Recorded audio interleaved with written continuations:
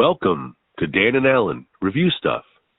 I am your host, Dan Burke, and as always, I'm joined by the immensely talented, the handsome, the virile, Alan Freeman.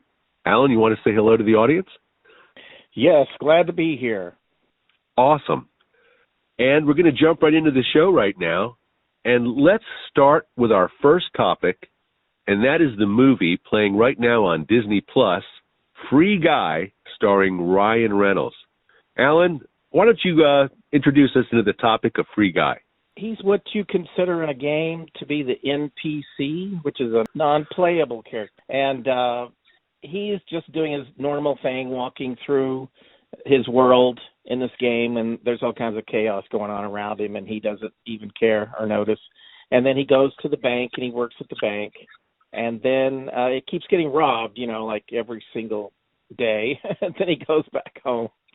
And he's all of a sudden he just becomes aware of himself and decides that he can't take it anymore. So he's trying to break out of this situation that he's in. And then he meets this crazy girl, and she's one of the players in the game. And they go on from there. Does that sum it up? That sums it up pretty well. And I guess the hook of the thing is that the programmer that wrote Guy's personality was actually in love with this other programmer next to him in the office. And so he wrote about her in the story. And so that's why Guy falls in love with this girl, because it's the same girl the programmer is in love with. And it's a rather fun fantasy film. I thought the visuals were a lot of fun. I played a game called Saints Row, I think versions 3, 4, whatever other things they threw at it. And that game that he lives in is Saints Row. And having been a massive fan of Saints Row, I absolutely love it, because Saints Row is that crazy. You're running around in a rabbit costume with a rocket launcher, and you do whatever you want. Yeah, so anyway, I thought Free Guy was a lot of fun. I watched it twice. I thought Ryan Reynolds does his usual charming job. And all things considered, I went into this film with very low expectations. I thought this was going to be a real mess. But, it had some heart to it. It had some laughs. I think one of the biggest laughs is when the giant bodybuilder who looks like Ryan Reynolds comes out and beats the crap out of him. That's a lot of fun. And, I think it's a popcorn movie where you can go in and enjoy it and have a lot of fun. I think that Uncharted was supposed to be a popcorn movie in the same respect, but even though this thing is a completely green screen fest, as it has to be, I don't know. It had heart. I guess what the point is, it makes fun of itself, and by having its tongue in its own cheek, you don't feel angry that you're looking at a bunch of green screen CG stuff, because it's so over the top. You know what I mean? It's supposed to be. Yeah. And I think that's what I liked about it. And you know who I really liked was the fellow, I can't remember his name. He's the actor who played in Magic Mike. He's the dancer. Mm-hmm. I can't remember his... You know who I mean, right? I that guy is terrific in this movie, because he gets all the laughs. He's doing all the wacky, funny stuff, flying in jetpacks and stuff. He is great. So I thought he was a great person to add into the film. One of the best cameos, and just really, really good. I love that about it. What would you give Free Guy as an overall rating, Alan? Well, I don't think I liked it as much as you did. I just wasn't as enthralled with it as I thought I would be. I was just the opposite. When I saw the trailers, I was excited, and I ran to the theater to see it. And I just wasn't – it was just the opposite. Yeah, I was a little more disappointed. And it just – I don't know. For a lot of movies, like even The Matrix and certain things, The Matrix, the first one was good, but then I was tired of it already. But it's one of those where – it's not the real world they're in. It's similar to Free Guy. It's not the real world. So I'm like kind of removed from caring. You know what I mean? Right, I understand. There seems to be no consequences. in a digital world. There you go. Yeah. Yeah, I get that. So I would give it more like a 6 or something. All right, there we go. A 6 from Alan Freeman on Free Guy. I think overall I give it a 6.5, believe it or not, which I may like 6s better, but that's where I give it. I have to go back and correct something from our last show for our listeners who may have listened to our Wheel of Time show. And if you haven't, go back and listen to it. Anyway, I mentioned that The Wheel of Time was a young adult book series, and I couldn't have been more wrong. And it was pointed out to me by an astute colleague, and it turns out that The Wheel of Time is full of rape, killings, more killings, more rape. And so definitely not a series that you want to be sliding across the table to your middle schooler. Definitely an adult book, definitely an adult series. I was misled and I misspoke. But there's a whole nother controversy that's going on right now about the Wheel of Time that I think we really need to talk about and get to the bottom of. So by the rarest of circumstances, by the most unique of events, I've been able to get the agent of actor Barney Harris to interview with us today on the Alan and Dan Review Stuff show. Yeah.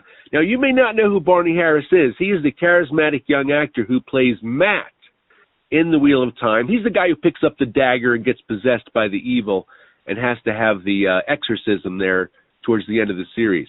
Mm-hmm. Anyway, that actor is named Barney Harris, and he has left the show unknown circumstances. They don't know if he was fired. They don't know if he left on his own volition.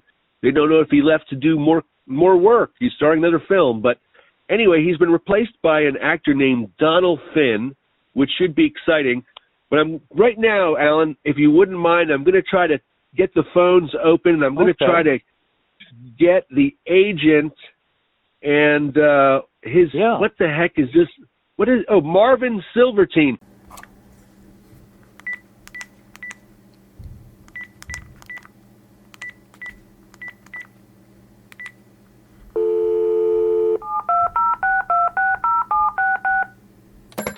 Marvin, can you hear us?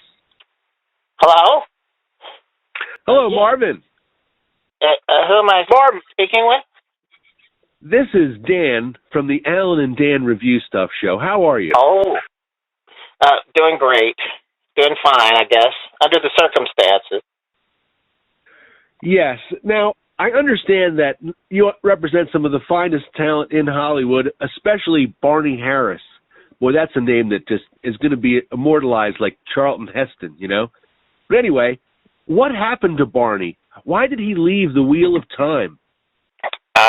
Well, I'm still trying to get all the information myself, but from what I understand, he has decided to leave Wheel of Time against my wishes, I must say, because he was pulling down some serious money on that, as you can imagine.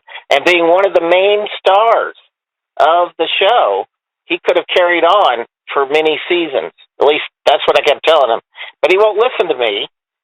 And I just got off the phone with him, and this is a scoop that no one else has. Okay. I love scoops. Thank you so much for the scoop. Go on. Well, I love your show and all your episodes, so it's the least I could do. It turns out Disney Plus has hired him. And he's going to be on a show that they brought back from the 90s called Ghostwriter, as in writing a book. And? Oh. Yes, it's about 4 kids that solve mysteries using books to some degree. Anyway, he's going to play a Harold Sweeney, who is a 12-year-old boy. Now, I told him he's in his late 20s, so I told him this isn't going to work, but he has insisted that he can make it work. He's going to shave his beard, his mustache. Anyway, he's supposed to be 12-year-old boy in this show. I know it's ridiculous. I feel like in some ways you know, it's very hard to get on the hit TV series, he may have squandered a unique opportunity not afforded to many actors. You know, well, that's for sure. I mean, Wheel of Time was the #1 show for a period of time. Isn't that correct? Yes, and the fans are going crazy, and I don't blame them. I mean, he was fantastic on the show, and they loved him. And he's supposedly, I haven't read the books, but he's supposedly just like the character Matt Colton that he plays. I mean, they pictured him looking like Barney, and there he was. It was perfect. I mean, we did all the negotiations. We even got the money bumped up 2 or 3 times. I just can't believe it. I'm gonna actually, you know what? I'm gonna have to sell one of my homes. That is bad. And you know, Marvin, I think very unfairly you've been savaged in the media. Listen to this quote. I think we should kill Marvin. Wow, that's pretty extreme. This other one, it's all Marvin's fault. Next one says, if Marvin wasn't such a half-assed stupid agent, then Barney would still have a TV show. So you're getting all the blame and the flack for this. Well, it's just impossible. I mean, no one knows how many times I've tried to talk him into being reasonable, maybe going back, but he's already been replaced. What can I do?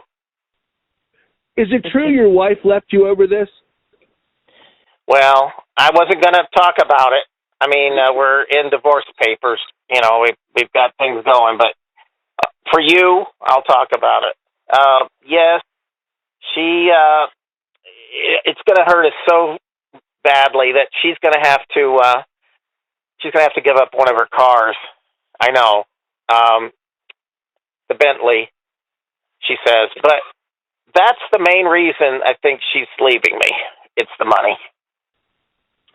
Well, I have plenty of girlfriends and wives have left me because of my lack of money, so I can definitely relate to this situation. Something that has impacted my life quite a bit. I just can't believe this. I mean, I know he was starving before all this hit, and I just can't believe he would leave such a massive project to try to be a 12-year-old in the other show. I don't see how he's going to pull it off. I've looked over his resume. It doesn't seem like he did very much before Wheel of Time. I can't really find anything. He did some high school plays, but they weren't promoted very, very much. And I don't know if anyone even went to those plays except for some parents. But I think that's all he had done. I don't know why I hired him in the first place, actually. Well, I hope there's a way you can recover from this loss, and I'd really like to thank you for appearing on the Alan and Dan Review Stuff show. I know your time is very valuable. I know Hollywood is a fast-moving place. You're a fast-moving guy, and anytime you want to come back on the show and talk with us, we'd love to have you. Well, then if you call me for the next episode, I guess I could talk about my new client, Dean Lacron, I think his name is. And probably not going to happen, but thanks so much. And moving on to our next topic. Alan, what did you think of our interview with the agent of Barney Harris? Wasn't that something? No one has that information. Yes, that is a scoop plus. There's 2 or 3 videos and 4 or 5 people that are really wanting to know about this. Yes, if we could bump that up to 6 or 7 people, we might be able to break this wide open. I just can't imagine that we could triple our subscription, our subscribers through this. We'll be looking very carefully in the future at the Barney Harris case. There's no doubt about it. Oh, good. On to our next topic. We're going on now to the Netflix show that it premiered in May of 2021 and then was canceled in June of 2021. June 9th, as a matter of fact. So this show had a shelf life of almost 2 weeks, which I guess in internet terms, the way things move so fast, it's pretty good. we're going to talk today about Jupiter's Legacy. Jupiter's Legacy is about, in a couple sentences, these guys in the 1920s who travel to an island, get superpowers, and believe me, they drag the shit out of that story, get superpowers, and then because they have a code, never kill anybody, the whole show is about the conflict between the code and the father and the son. The father is one of these superheroes. He gives birth to a son who also has superheroes, and he's trying to teach his son to follow the code. But then in the very, I think it's the first episode maybe, a villain is about to go nuclear and wipe out half the state, quote unquote, but the son instead kills that guy, but the father just can't abide by it because the code is you don't kill anybody. So even though, millions of people are going to die, you have to follow the code. And Alan, did I get that right? Do you think I've wrapped up the show correctly? Yes. Yep. Unfortunately, yes. Okay, well, tell us what you thought of Jupiter's Legacy from Netflix. Well, it's been a while since I saw it, so I'm just now thinking about, I mainly remember the parts about the guy that was sort of like Aquaman, because he was hilarious. And they just kicked him out, basically. Instead of kicking him out, they just sent him to, like, Missouri or somewhere. And there's no water, I don't think. Where were they sent him?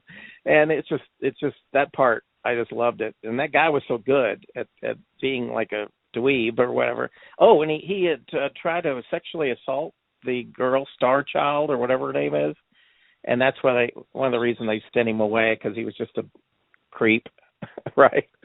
Well, that's exciting, Alan, because you're actually talking about the Prime Video series, The Boys. Oh my Today, God! See, we are talking about Jupiter's Legacy, which is a Netflix show. But anyway, while you collect your thoughts, I'll talk a little more about Jupiter's Legacy. I thought some questionable choices were the main character. I think he's called the Utopian. He looks like Jesus. He's got long white hair, long beard. Evidently, when you're busy fighting crime, you can't go visit a barber. If you've ever, kissed anybody with a 3-foot beard, it's not as romantic, not as hot as you might think. A lot of things get caught in that beard. So I don't know. This was a weird show. And the code where you can't kill anybody, even though millions may die, that was sort of dumb and silly.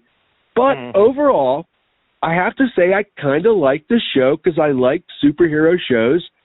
I think that some of the seams could be seen in the stitching of this show because perhaps the budget and the writing was not as ironed out. And the biggest flaw with the show, the nightmare of the show, is that it screws the momentum of everything because throughout every show, I think it's 8 episodes, there's about 15 minutes of a flashback scattered out throughout the whole damn show. So whenever you get to a moment where you want to see something, they diffuse it by jumping to this flashback. And the flashback is them in the 1920s, slowly advancing to this island, slowly getting their superpowers. And I don't know, that dragged for me like a violin solo. That was just, whoa. My second favorite part was where the Star Child started dating one of the guys that were trying to destroy the team. And they were dating on the side. You remember that part? Yeah.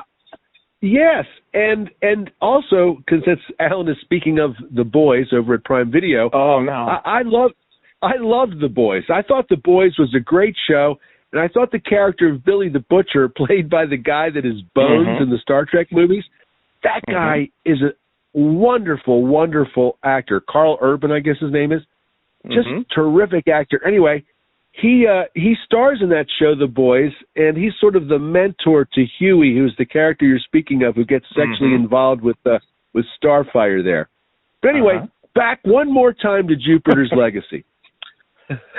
I'm going to give Jupiter's Legacy an overall score of 6. Now, if they had completely made one episode where they go to the island, get their powers and everything, I'd actually give the show an 8.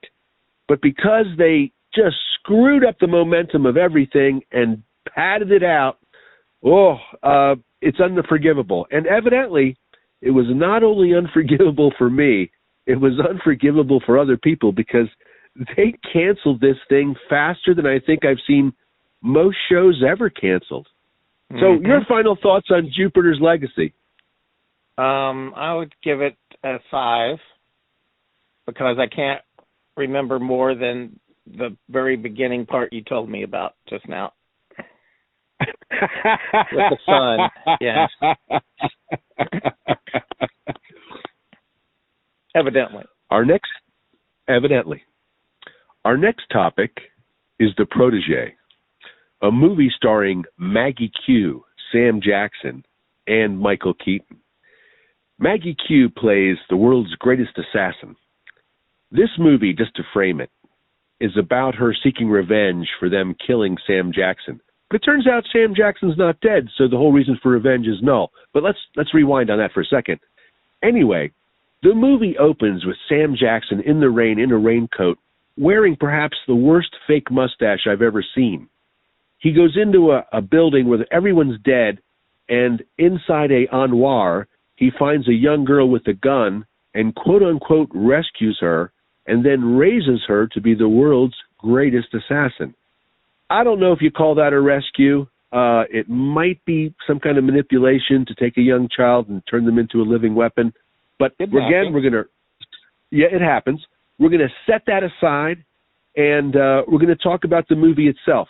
Here's some pluses for the movie. Maggie Q is a very fun actress to watch. She is sexy. They style her beautifully in this movie. They make her seem beautiful. And I have to admit, after watching her jog and run and leap, I truly believe that she could, do the stunts that she's doing. The way John Wick is believable, I believe she could do this. I'm not saying it's a John Wick movie. I'm just saying that I buy it. I buy her in the role. Just like the guy in Boba Fett was as scary as, the guy who does security up at the mall, she was the opposite of that. She seemed deadly, sort of, maybe with some sexy menace. And the other big plus of this movie, by the way, Sam Jackson does his usual Sam Jackson. I guess they cut him a check and he has to scream at some point in the movie, "Oh, is that it?" So he did that. But Michael Keaton is the true treasure of this movie. You forget how much charisma real movie stars have, how much they bring to a role. When you watch, Bruce Willis walking through his movies now like a ghost, and then you watch Michael Keaton inhabit this character. Maybe he has, 17 minutes on camera. Every minute he's on camera, he's fantastic. He's so watchable. He's called Rembrandt in the movie, but you really care about what this guy's thinking. Like, who is this guy? Like, he keeps showing up, and you're not sure if he's a killer, if he's just a lawyer, is he just an errand boy? And then about halfway through the movie, they decide they need to kill him off, and they send a team of guys to kill Michael Keaton, and the fight is absolutely terrific. I could totally see Michael Keaton doing like a Taken type Liam Neeson movie after watching this. So those are the huge pluses of the movie. Before I go any further, I'm going to hand it off to you. What did you think of The Protege with Maggie Q?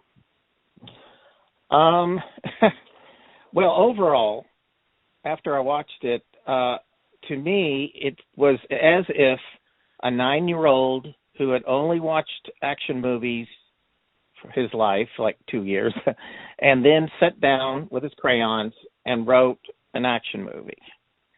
And I say that because I'd seen everything in this movie before, done before in other movies.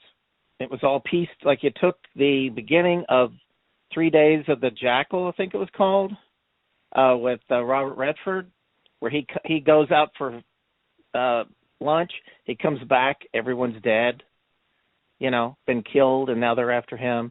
That was the first thing I thought of. And then all the fight scenes and everything were really done really well. Oh, my biggest problem with the whole movie is that it looks like it was written for Michael Keaton's role was definitely written for someone about 34 years old, 32, not for someone that's 70 years old. You know what I mean? And he's like coming on to her constantly, and then when they had their big love scene, I just couldn't. I'm like, I'm gone. I don't believe any of this is really happening. You know, that's why I think it's like a 9-year-old. A 9-year-old said, "Well, they're fighting, and now they're going to say, you know what? We could just be in bed," and then they're in bed. That's how a 9-year-old would write it. There is a lot of wacky stuff in this movie, a lot of cliche wacky stuff, sliding down the curtain, 3 stories, people who point guns at each other and then have a conversation. Mm-hmm. One of my pet peeves, and then like you just said, another of my pet peeves, people who fight and then have sex afterwards. Mm-hmm. Immediately. Yeah, that if you've ever fought with anyone, that's not how it works. They're trying to shoot each other, and then, hey, you know what we could be doing? Yeah. So there is not much reality in this movie, and I like the fight scenes a lot. Mm-hmm. They're well choreographed, you know, much better than Boba Fett. That's my whipping boy for this month. But in a way, they're almost a little too stylized because they get away with too much. Like, she's never in danger. She kills 2-3 guys in just a couple seconds. You know what I mean? Like, I don't know. It's a little silly. Not a little. It's a lot silly in that respect. Mm-hmm. But you know, overall, because I liked Michael Keaton and I liked Maggie Q, I wasn't hating this movie. With other people, I may have hated it, but I put it as a popcorn film, something to watch for fun. I might be pissed off if I paid $18 for a ticket to watch this thing. I got to watch it for free on Prime Video, so that made my mood much better about it. I didn't have to pay. Right. So overall, I gave it a 6. That's my score for this movie, even though I liked it pretty good. What do you think? I'm going to have to give it more of a 3, and it's not because of the acting. It's because of the story. And a lot of the stuff that doesn't add up and doesn't make sense. And then I think the actors, though, were doing the best they could with what they had, you know. And like I say, I don't think that Michael Keaton's part was written for him at all. You know, and I think he took it and did some Keaton things with it that were good. There were a couple little comedy moments even that looked like he had improvised. You know, he walks back up into the scene's gone over. He walks back in and he goes, "Hey, where'd you get that suit?" To the big guy. Yep. And he's like, "Oh, you're not talking. Okay." And nobody home, yeah. Yeah, he was like, he was really trying to make the movie better than it was, you know. But there were just so many plot problems, and I wrote them all down, but we don't have time. But that just don't. Like I say, it's the 9-year-old, you know, that says, well, how is he going to find her? First of all, he shoots her, right? Keaton shoots her. She's running away. She's already been shot once, and she'd been shot like the day before, right? She's invincible. And so he's right behind her, and then it goes to something else, and then it comes back to him. He's lost her. She's run down 40 flights of stairs and hidden in a jungle, right? That's in this guy's house. Yep. And so then he tracks her, he finds her blood. He's better than a bloodhound. He can find blood quick, you know, and he goes right to it. And then he knows she's hiding behind a thing because he's Michael Keaton, I guess. You know, I mean, it was just ridiculous. Like you said, they had a hose, and the hose just happened to stop, and she only had to drop 3 feet. I mean, perfect. Awesome that hose was 50 feet long or whatever she needed, you know. You are so correct that everything in this movie was seen in some other film. That's for sure. Yeah. Well, the first problem I had in the whole movie, I'm trying to believe all this crap. And then at the very beginning was when he finds her in the little cabinet and she's got a gun on him, and she's 8 years old, 10. And he just takes the gun, cocks it for her, hands it back to her, thinking she just won't shoot him, I guess. That was not smart. Would you do that? No, that was nonsensical. That was stupid. Then the next thing was that she mails a box of cigars to the big boss guy, right? And then when she goes into his office, she grabs one of the cigars and has a knife in it. Well, first of all, as we know, she mails him something. He may not get it for months. He may never get it. And then when he does, he's not going to set it on his desk. He's going to just throw it in a room full of other boxes. You know what I mean? And it's right. Makes sense. She'd have to rummage. She'd have to rummage through the FedEx boxes to find it, you know. And he never even opened it, you know. But he's not nope. He's just going to take, and like the other guy, he just takes one out and starts smoking it. And I thought, he doesn't know where these came from. No, and the one with the knife has a red label, and it's so obvious it's different than all the other cigars in the box. So it totally undoes the secretness of it, you know? Yes.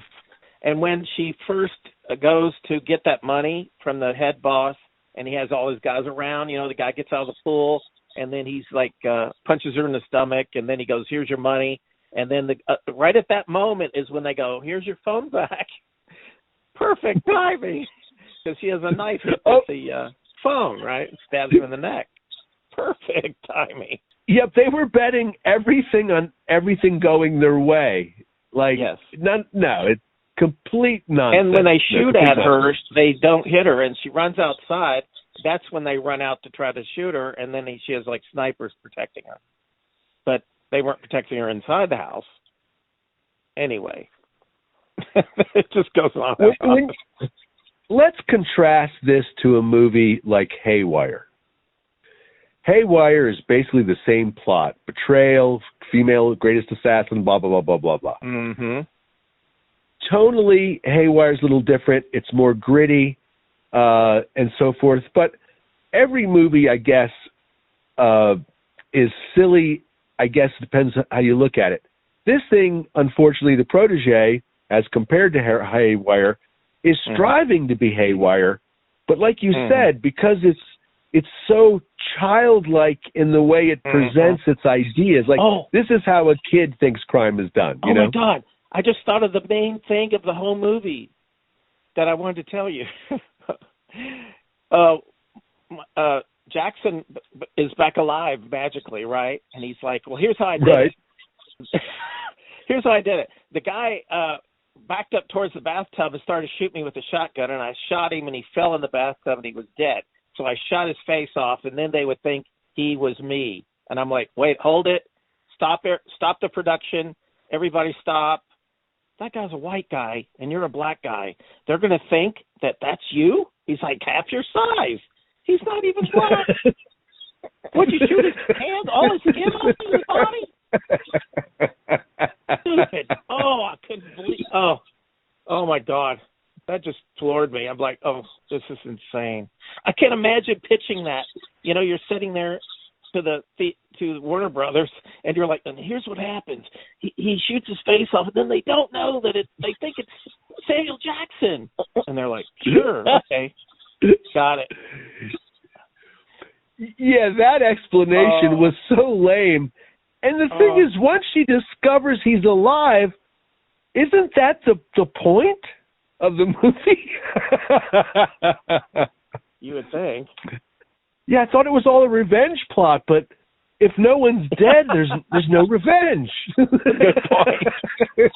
That's a good point. That whole part of coming back, what the fuck? I mean, if he's dead, isn't there a funeral? And they just skipped over all that stuff. The poor guy's dead. They skipped over. Wanders off, and I guess he's gone, and nobody ever says a word about it. You know, he's a white guy. We don't need to tell anyone. There are so many things wrong with this film. We could keep going all day, but we can't, and we won't. Okay. Our next topic, I'm circling back around to last show. If you guys did not hear the last show, that's okay, because I'll catch you right back up. There's a show on Netflix called Inventing Anna. It's about the case of Anna Sorokin, or Anna Delvey, depends how you want to look at her name, because she had fake names. It's about this lady who conned all these rich people pretending to be an heiress in New York City, running up hotel bills, plane bills, all kinds of bills, not paying them, and then scamming those around her, having them, use their credit cards to pay for things and things like that. When I first tried to watch the show, I found the show unwatchable because the girl's voice in this show is crazy.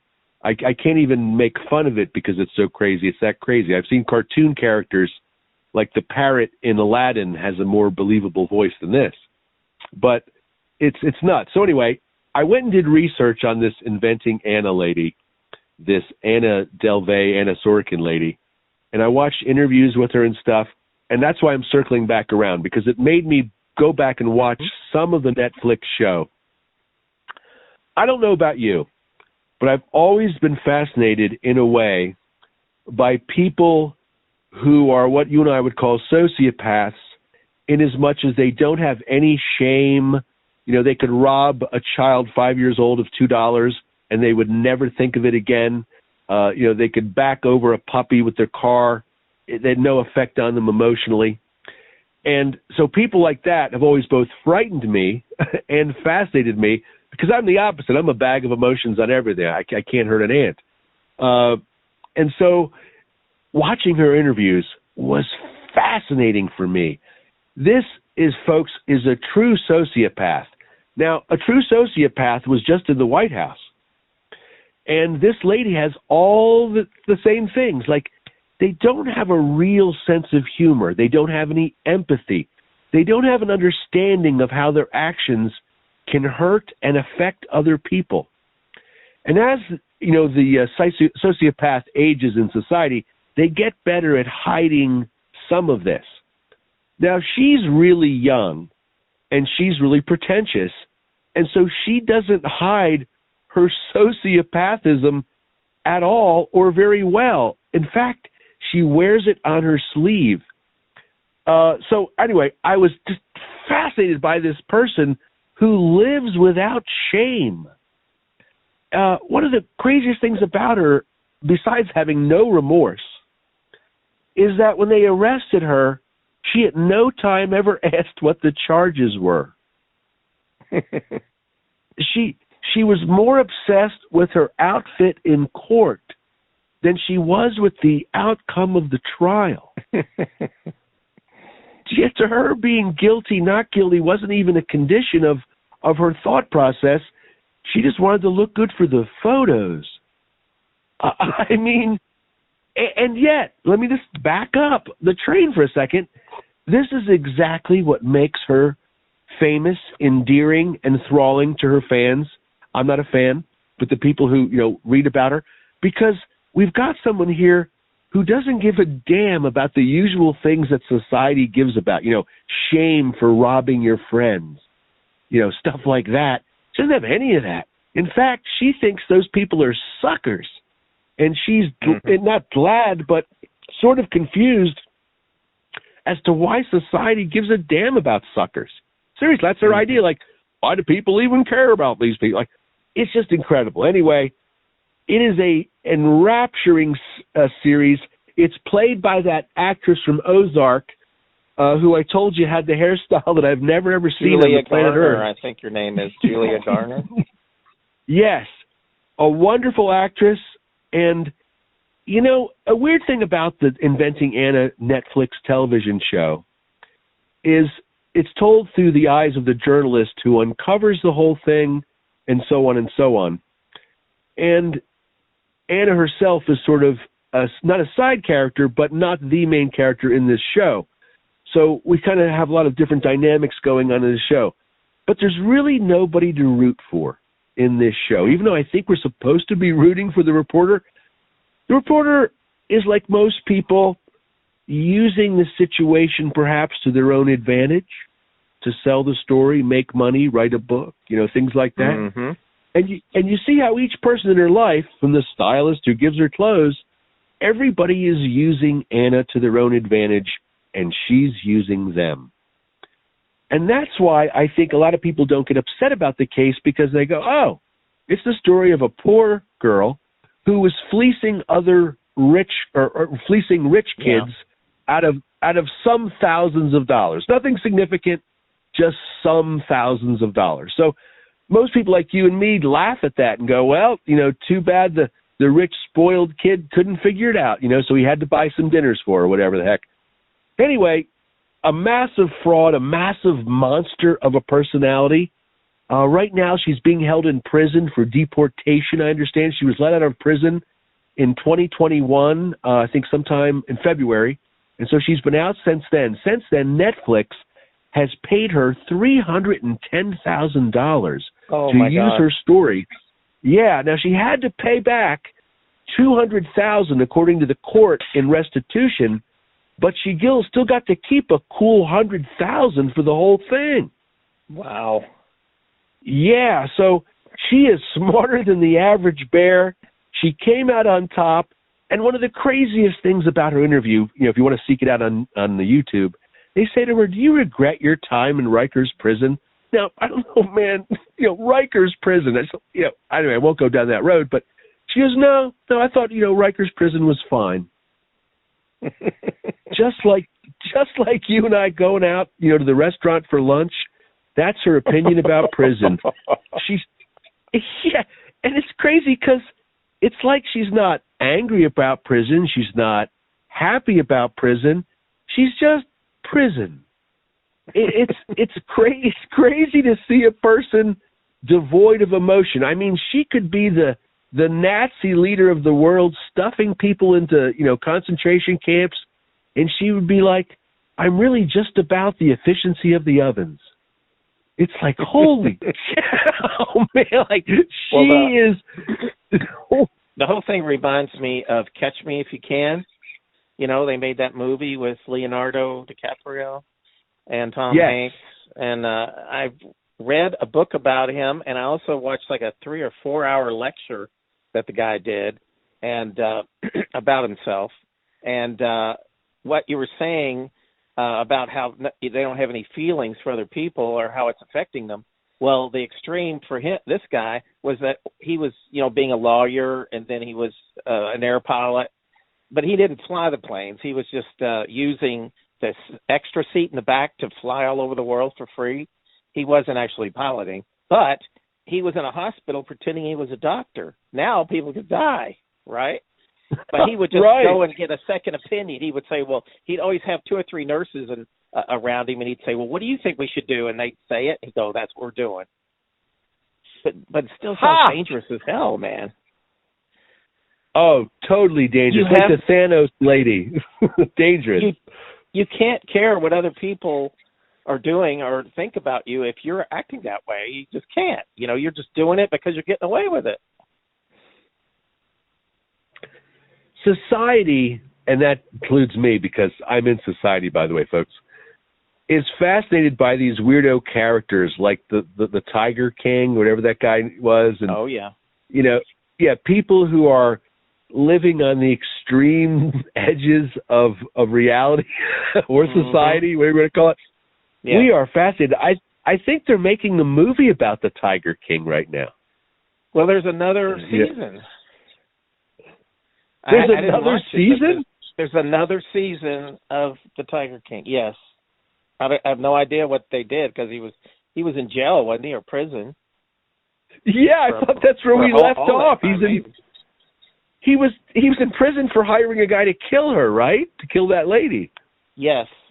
And good. Bumbling I got the fact. He got caught. Yeah. Wow. Talk about bumbling fools. Yeah, that was crazy. I have a very interesting topic for the Alan and Dan Review Stuff show. Now, there are really no rules here at the Alan and Dan Review Stuff show. So almost any odd thing that might pop into our mind or consciousness is up for grabs for talking about. And our focus, 99.9% of the time, is going to be on movies, TV, modern culture, things like that. And I think somehow this is there in that modern culture world because it's so extreme. Alex Jones, probably everybody knows who Alex Jones is. He's the guy who is the host of InfoWars, which is I don't know much about InfoWars, to be honest. But he has a lot of crazy ideas, I guess. Anyway, I saw this clip where it begins with him nearly crying and going through levels of, anger, depression, denial, all within just a few minutes, until finally he's screaming and he's his eyeballs are popping out of his head. And you're saying, well, Dan, that sounds like typical Alex Jones stuff. And I guess that's typical. Is that typical? Is that what he does? So I guess his shtick is to be hyper emotional. And I have to say, he really succeeds in this clip. But what blew my mind about the clip was not so much how he acts, because he's really up for an Emmy in this one, is that the topic is the treatment of the fish people. Yes, you heard it right. The fish people. The people who are half fish, half people, who have no rights because they're just fish. Now, I know what you're thinking. You're thinking, Dan, I'm not sure this is a real problem. And I myself, upon hearing the problem from Alex Jones, did a few Google searches. I can't find a thing about the fish people. So this is a scoop that he has himself. And he is really, really upset about the plight of the fish people.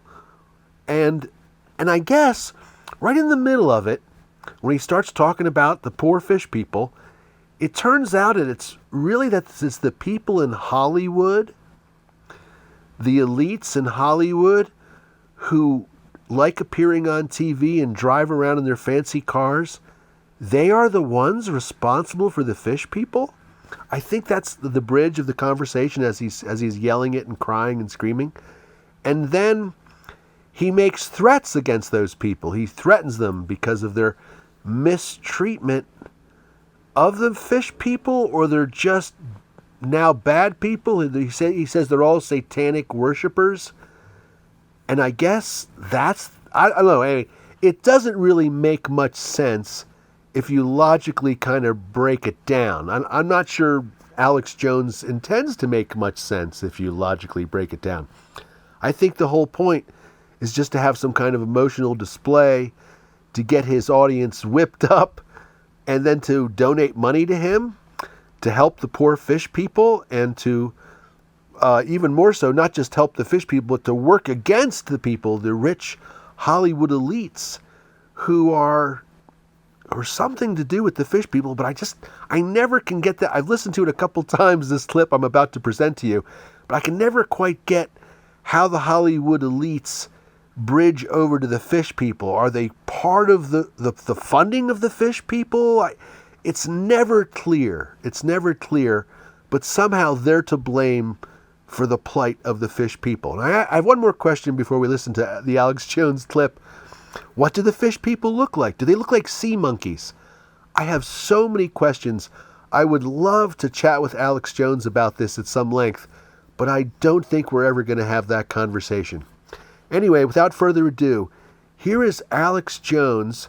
And if you could see the video, he's got his fist over his mouth, nearly chewing on his fist, and he's so upset. It's like somebody, backed over his puppy with a truck. I mean, he's this distraught once we enter into the beginning of the video, and he just gets more and more distraught as the video goes on. So anyway, let's listen to this, and then we'll move on to our next topic after this. I was told by a genetic engineer about a project they were on in England once, and I never told the story on air because it's so fantastical. Oh, God. They had in tanks people with gills, and they're little babies, and they were in there just gulping, clawing at the sides. You see a turtle at the zoo, and it wants out, and you feel for it. They got humanoids crossed with fish and stuff. I mean, we are screwed, people. I mean, do you understand that? And I know I keep obsessing because it's in the news what they're doing now. They don't show it to you. They just go, yeah, gestating on farms or embryos of humans growing in animals. No, it's beyond that. They take them out. They keep them alive. And notice they go, the only law is you don't put it in a real human woman.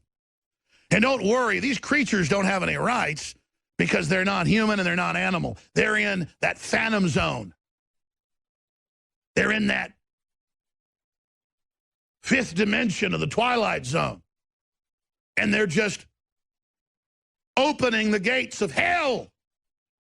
And I just can't sit here and go along with all the pomps and the stupid Hollywood people and everyone preening and driving their $200,000 cars and getting off on being on TV. I don't even hardly watch when I'm on television. I hate it. I hate this whole culture. I hate the whole thing. It means nothing to me.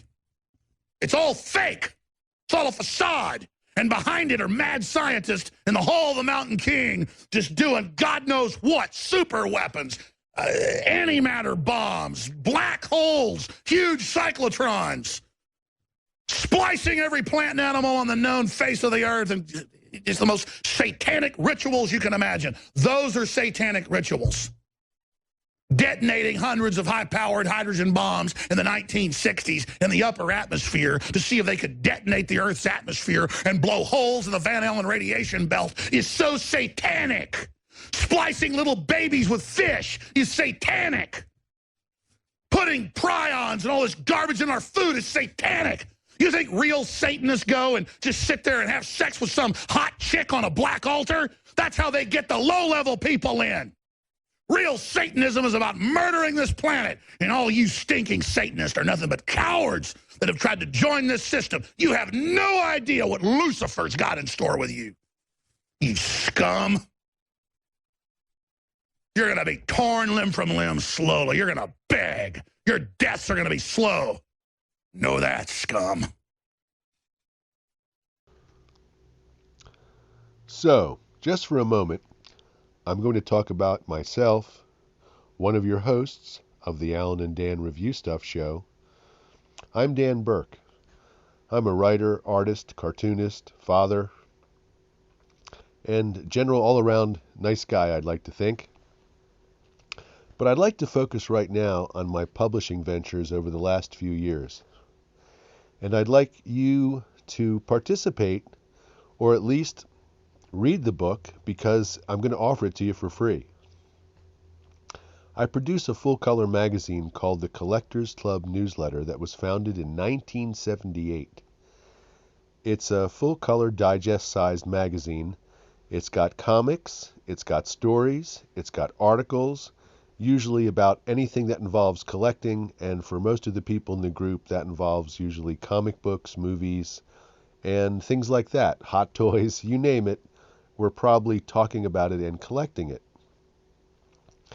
I've been producing the book the last couple years. We produce the book 4 times a year. You can get a free PDF of that book. That's right, you can have a free full-color PDF with comics by myself and others, and articles and cool stories and all sorts of stuff, and it's totally 100% free. So you're saying to yourself, well, how can I get this? Probably the best way is to go to Facebook and go to the Collectors Club newsletter page and just reach out, post right on that page and say, hey, I want to get the book for free. And we will message you back and you can have it. Also, if you know who I am on Facebook, you can contact me there, send me your email, I can email you the book. Or I can send you the Google Drive link, and you can pull it down off of Google Drive. You don't have to join the Collectors Club newsletter to enjoy the book, to read it, to be engaged with it. And I've put some really great work in there over the last couple years. A few issues back, we made the book look exactly like a Mad magazine from, let's say, 1972 or so.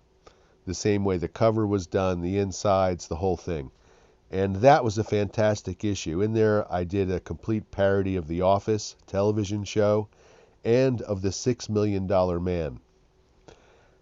Fully illustrated, drawn by yours truly. So if you're into Mad Magazine, that issue itself is a fantastic issue to have because it's such a great tribute to Mad Magazine, and I think anybody who loves Mad would love that book. That's why I made it that way. Anyway, I wanted to talk a little bit about myself. a little bit about what I'm doing. I wanted to invite you to get involved. If you'd like to get free copies of the PDF of the Collectors Club newsletter, you certainly can. And one thing I should mention, there may be people out there who would like, hey, can I get a print copy? Can I get a full color, 80-page, digest-sized book from you, Dan? And I would say you probably can. Mike Mitchell, who is our president and publisher, we can always order more books. It costs generally around $6 to $7 to $8 for a book, and then it costs a couple more dollars to mail it to you, and that's the cost of getting a book. So if you think you might like actual physical copies of the book, of the Collectors Club newsletter, that is available to you too.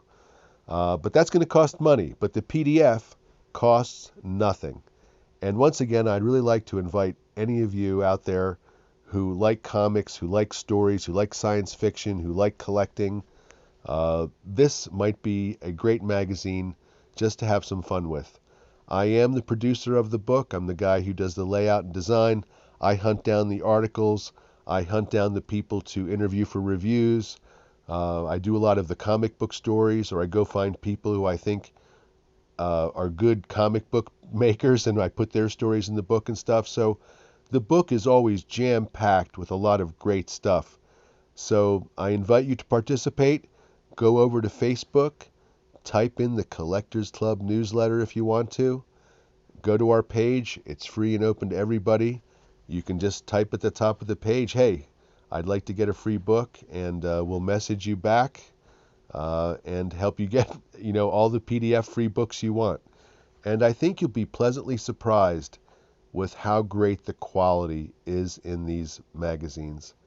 They're really good. I mean, I wouldn't publish it if I didn't think it was good, and I think every issue contains top-notch art, stories, and stuff that would be welcome anywhere on any newsstand in the world. I mean, it's that good. The publication is truly excellent, and I know I sound like I'm touting my own horn, but that's okay, because I'm going to back it up. I think the book is fantastic. From cover to cover, it's really a great book. And, one more thing I should mention, it's funny, and one more thing, it's pretty funny, is that you can join the club for free. It costs nothing to join. So if you actually wanted to become a Collectors Club newsletter member, it costs nothing, and every month you can get the 4 times a year you can get the printed book sent to you, or you can get the PDF. You have to pay for the printed book, as I keep saying, but you can get the PDF for free. And if you wanted to be a member, you could be. But you don't need to be a member to get the book for free. Everybody is welcome to read the Collectors Club newsletter. Thanks for indulging me for a few minutes, and have a great day. Just for a moment, I'm going to talk about myself, one of your hosts of the Alan and Dan Review Stuff show. I'm Dan Burke. I'm a writer, artist, cartoonist, father, and general all-around nice guy, I'd like to think.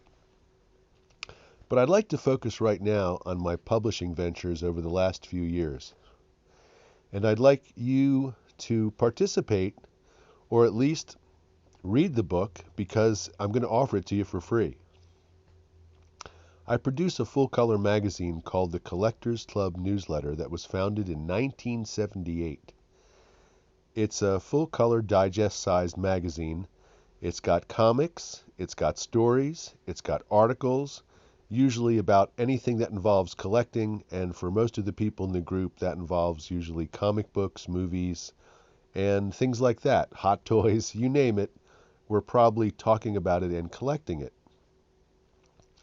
I've been producing the book the last couple years. We produce the book 4 times a year. You can get a free PDF of that book. That's right, you can have a free full-color PDF with comics by myself and others, and articles and cool stories and all sorts of stuff, and it's totally 100% free. So you're saying to yourself, well, how can I get this? Probably the best way is to go to Facebook and go to the Collectors Club newsletter page and just reach out, post right on that page and say, hey, I want to get the book for free. and we will message you back and you can have it. Also, if you know who I am on Facebook, you can contact me there. Send me your email. I can email you the book. Or I can send you the Google Drive link, and you can pull it down off of Google Drive. You don't have to join the Collectors Club newsletter to enjoy the book, to read it, to be engaged with it. And I've put some really great work in there over the last couple years. A few issues back, we made the book look exactly like a Mad magazine from, let's say, 1972 or so. The same way the cover was done, the insides, the whole thing. And that was a fantastic issue. In there, I did a complete parody of The Office television show and of The $6 Million Man. Fully illustrated, drawn by yours truly. So if you're into Mad Magazine, that issue itself is a fantastic issue to have because it's such a great tribute to Mad Magazine, and I think anybody who loves Mad would love that book. That's why I made it that way. Anyway, I wanted to talk a little bit about myself, a little bit about what I'm doing. I wanted to invite you to get involved. If you'd like to get free copies of the PDF of the Collectors Club newsletter, you certainly can. And one thing I should mention, there may be people out there who would like, hey, can I get a print copy? Can I get a full color, 80-page, digest-sized book from you, Dan? And I would say you probably can. Mike Mitchell, who is our president and publisher, we can always order more books. It costs generally around $6 to $7 to $8 for a book, and then it costs a couple more dollars to mail it to you, and that's the cost of getting a book. So if you think you might like actual physical copies of the book, of the Collectors Club newsletter, that is available to you too. But that's going to cost money, but the PDF costs nothing. And once again, I'd really like to invite any of you out there who like comics, who like stories, who like science fiction, who like collecting. This might be a great magazine just to have some fun with. I am the producer of the book. I'm the guy who does the layout and design. I hunt down the articles. I hunt down the people to interview for reviews. I do a lot of the comic book stories, or I go find people who I think are good comic book makers, and I put their stories in the book and stuff. So the book is always jam-packed with a lot of great stuff. So I invite you to participate. Go over to Facebook, type in the Collectors Club newsletter if you want to. Go to our page. It's free and open to everybody. You can just type at the top of the page, hey, I'd like to get a free book, and we'll message you back and help you get, all the PDF free books you want. And I think you'll be pleasantly surprised with how great the quality is in these magazines. They're really good. I mean, I wouldn't publish it if I didn't think it was good, and I think every issue contains top-notch art, stories, and stuff that would be welcome anywhere on any newsstand in the world. I mean, it's that good. The publication is truly excellent, and I know I sound like I'm touting my own horn, but that's okay, because I'm going to back it up. I think the book is fantastic. From cover to cover, it's really a great book. And, one more thing I should mention, it's funny, and one more thing, it's pretty funny, is that you can join the club for free. It costs nothing to join. So if you actually wanted to become a Collectors Club newsletter member, it costs nothing, and every month you can get the 4 times a year you can get the printed book sent to you, or you can get the PDF. You have to pay for the printed book, as I keep saying, but you can get the PDF for free. And if you wanted to be a member, you could be, but you don't need to be a member to get the book for free. Everybody is welcome to read the Collectors Club newsletter. Thanks for indulging me for a few minutes, and have a great day.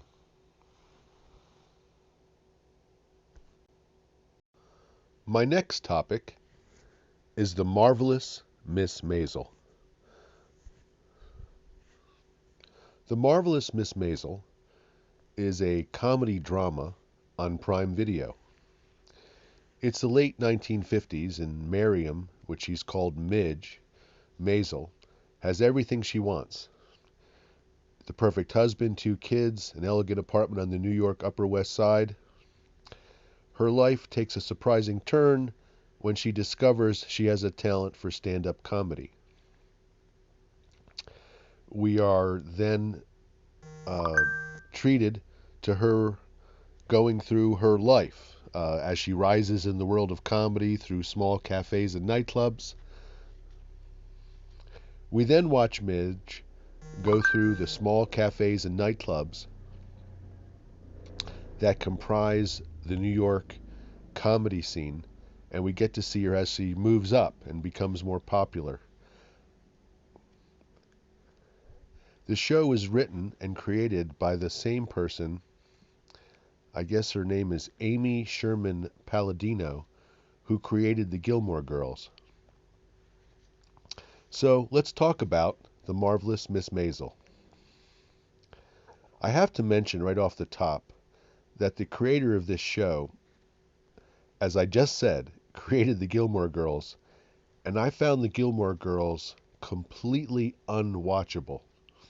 If I had to watch an episode of the Gilmore Girls or swim through shark-infested waters, I would totally go for the shark-infested waters. But let's move on to the marvelous Miss Maisel.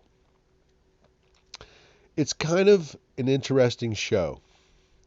First off, it is beautifully photographed. The time period is realized wonderfully. Even though it's a fantasy look at this period in time, it still has beautiful sets and designs and costumes and things that really make you feel like you're in the era. And for a person like myself who loves nostalgia, loves that kind of thing, this show does it incredibly well. The production value on this show is second to none. I don't think I've ever seen a show where more money is spent. Now, on rewatching it, they definitely reuse some alleys, some scenes, things like that. And they have to, like in the garment district and things like that. But for the most part, it is incredibly amazing. In fact, at the end, I think it is of maybe it's the end of season 2 or season 3. Anyway, one of those seasons, there's a part of one of the shows where she is performing for people at an army base up on the stage with other performers of the time. And there's like maybe 1,000 army guys sitting in the audience watching, hanging off things and everything. It is so well done. The camera spins around the stage, flies around. You feel like you're really there. It does not feel like green screen. It feels like they really hired a couple thousand people to stand there and be in the audience. It's incredible. So much money is spent on the production design of Miss Maisel that it's absolutely mind-boggling. It's beautiful. It really, really is. There's nothing like it. I have to say, I was blown away many times in this show by how well the musical numbers are produced, how well everything is done, and then the camera work, and seemingly unlimited money for cars, backgrounds, buildings, airplanes, travel, airports. I mean, it's incredible. I know I'm going on a lot about it, but because it's so amazing, it has to be seen. They've got more money than Avengers Endgame money, it seems like, for this show. Let's talk about some of the things that really work about this show. I think the lead character is very well portrayed by the actress. And what the heck is her name? Rachel Brosnahan. She is terrific. And her manager is played by Alex Borstein, who is a very, very good actress and very funny. And the interplay, as it's written between those two characters, is a lot of the fun of the entire show. Her husband is played by Michael Zegan, and he plays Joel Maisel. And he is really good, and you see his struggle. Now, I don't want to go off in the things that are good to things that are bad, but I have to talk about them in tandem. Joel, if you watch his character as it's portrayed, is particularly troublesome because they're not sure what the heck to do with him. He has motivations to be a comedian, then he doesn't, then he has motivations to be a nightclub owner, and does he want to run the garment factory for his dad or not? He seems to change personalities for whatever the writers need to have him do, just to have some conflict or give him something to do. So in that respect, you can sort of see the seams of the show. But on the good side, as we travel through Miriam Maisel's journey of becoming more and more popular, a more and more famous comedian, more and more successful, that is really a fun journey. They even take us to the Apollo where she performs on that stage.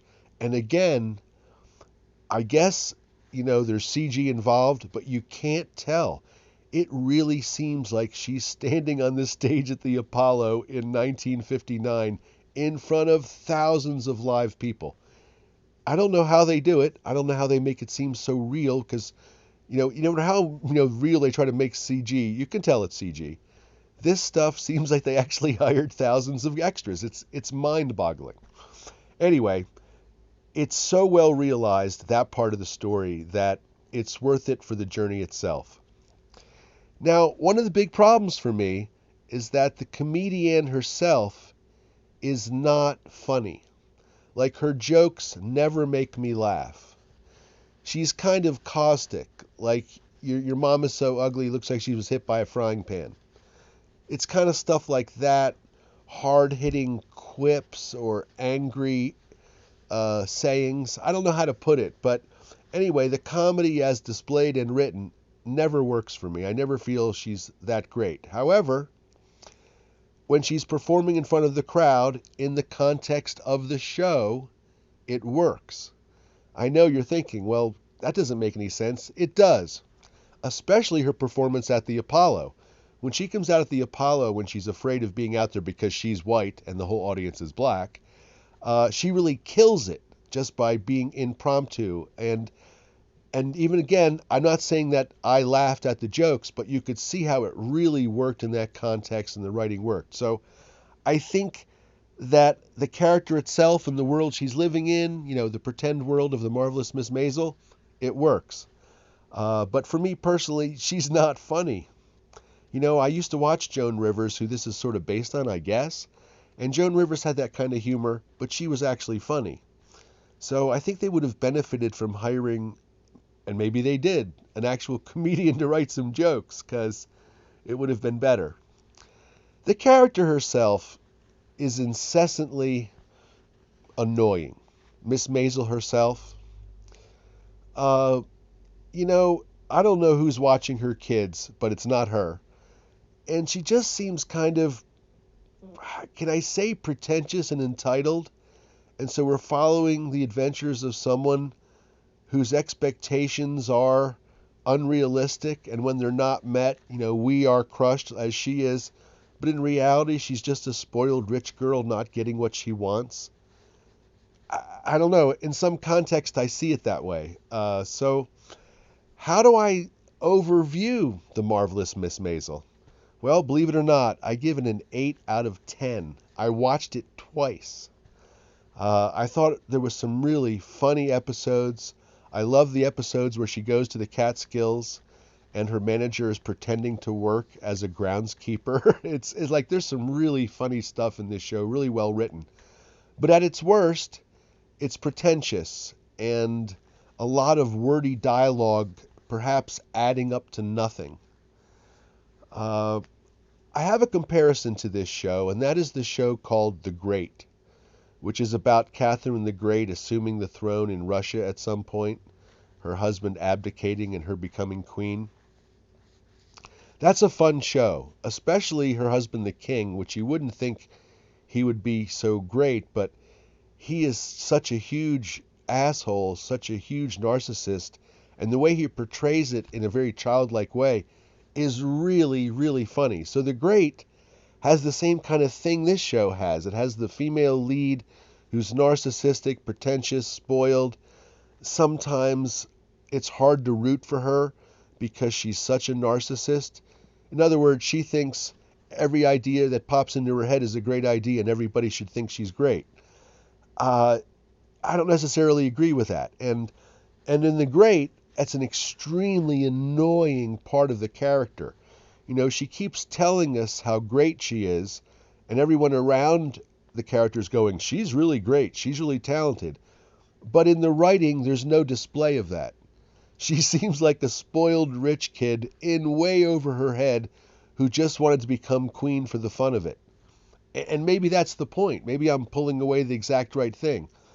But the show became increasingly hard to watch, especially the last episode, which is a tour de force in acting, by the way, where the character goes from loving her husband, wanting to kill her husband, then sad that she killed him, then glad he's alive. I mean, it just becomes a big bowl of nonsense at some point.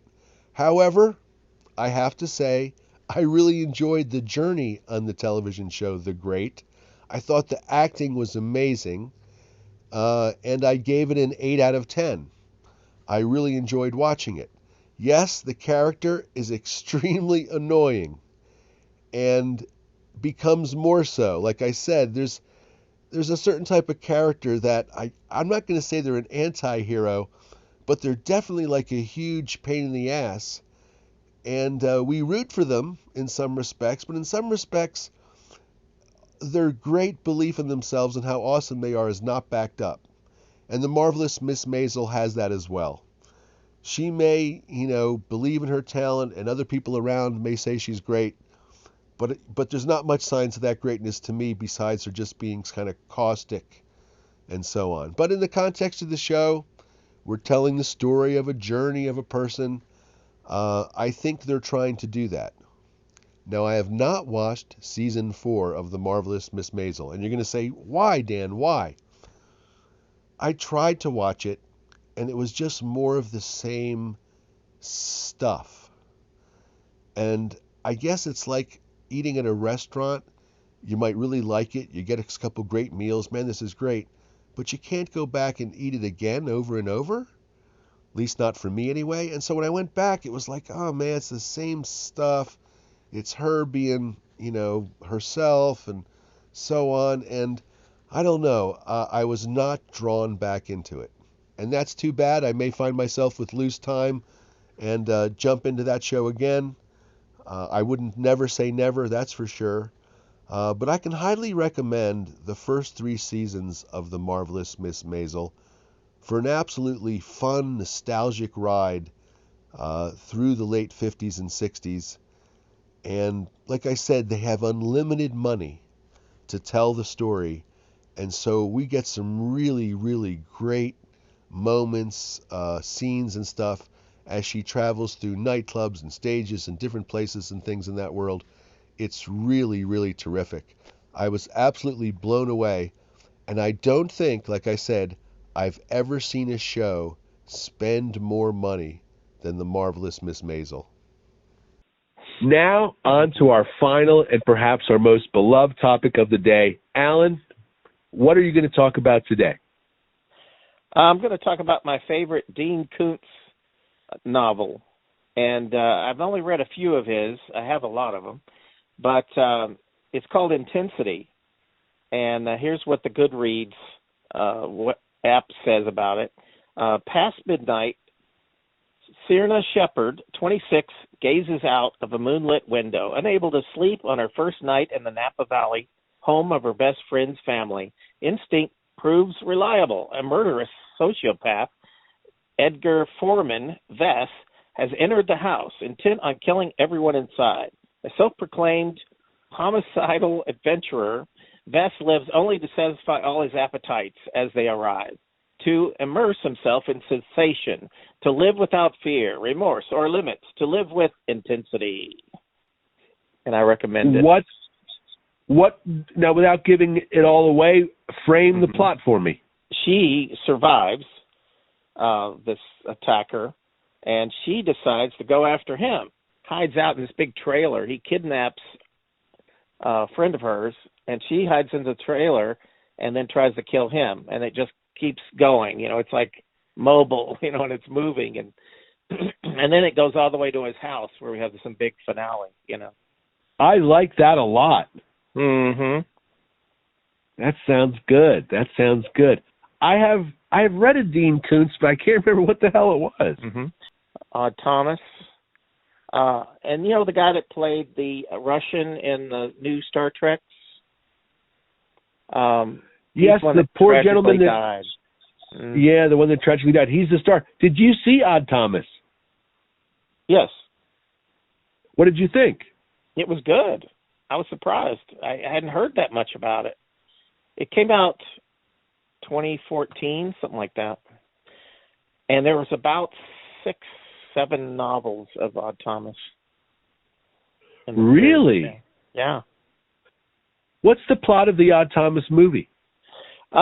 He doesn't see dead people, but he sees like these dark figures that are coming around, and wherever they go, there's going to be, that person's probably going to die or he's going to do something evil.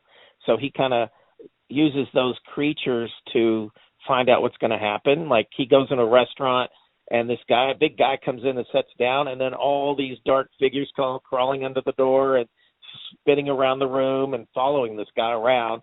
And it turns out the guy is going to kill someone. So it's sort of like seeing cool. dead people. Yeah, it's really good. That is really cool. What a neat premise. I've never heard of Odd Thomas. I didn't know anything about it. So very intriguing what you have to say. That's really, really cool. So he's fighting all these mystical like creatures, and they infect people and make them evil, and then they sometimes lead him. Sometimes it is like a dead person will come out of the mist or whatever, and then giving clues on who killed them, and then he'll track them down and try to find the killer. Oh, that's cool. Who writes the Odd Thomas books? Dean Koontz? Yes, this is Dean Koontz. Okay. Just making sure I got them up. Sometimes I lose track. Yes.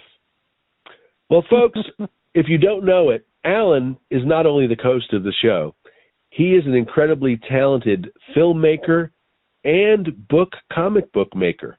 And Alan, tell us about your movie and tell us about your comic book. Okay. The comic book is Dr. Peeper's Steampunk Hero. It's a 76-page color magazine created by Dean LaCrone and me, Alan Freeman. And Dean LaCrone is also the actual real-life Dr. Peepers. We created the cosplay character, like in 2012, and he's been wearing the outfit, and he keeps adding on to it and going to different conventions dressed as Dr. Peepers. And so we, in 2020, started working on the Dr. Peepers Steampunk Hero, and it's on Amazon. You can put that title in, and it's $20. It's 76 pages in color, magazine size, slick color pages, and we have 14 contributors that contribute comic strips and art pinups of Dr. Peeper. So anyway, the book is based on a 1965 Marvel comic with the bulletin, the news, and the new books. I made all that up for this book. It's also issue 76 or something. We made it look like it's right in the middle of the series of Dr. Peepers, like he's been going on for years. And we think everyone's going to really enjoy it. Plus, it's like Mad Magazine also, where I created all these crazy ads, and Dr. Peepers is in a lot of those as well. But Dan is a contributor, and you did quite a bit in there, and we appreciated it, and we hope everyone will give it a try and see if they like it.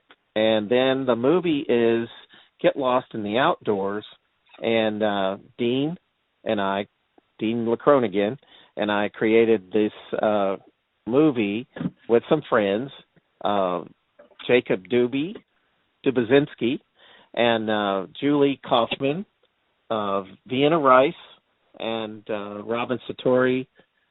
We all are in the movie, and it's a 90-minute feature comedy about a 39-year-old man who decides he's been trying for 30 years to get his Junior Ranger badge, and we thought that was pretty hilarious because that's something a 7 to 12-year-old would probably have already gotten.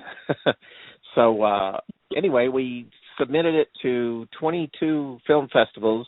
We are now in 5 film festivals, and we have now won 3 times. We've won Best Comedy. Oh, and the movie is on YouTube for free. Yeah. That is quite an amazing feat to win Best Comedy. And it is on YouTube for free. How do they find that, Alan? They search for Get Lost in the Outdoors, and you could add Alan Freeman onto the search. Excellent. I've seen the movie twice. It's hilarious. It's a lot of laughs. It's family friendly. I can say that. So if you want something to kick back with, everybody can watch it. It's a zany comedy. I couldn't recommend it enough. I thought you did a fantastic job making the movie. And I'm just so impressed because I know how much work it takes to make a movie, and you did it. So hats off to you. Thank you. I'd like to thank you all for stopping in today and visiting with me and Alan. It's always a pleasure to sit and talk about things with Alan, and I hope you guys enjoyed it. Tune in again. We'll be back for more of Alan and Dan Review Stuff. Have a great day.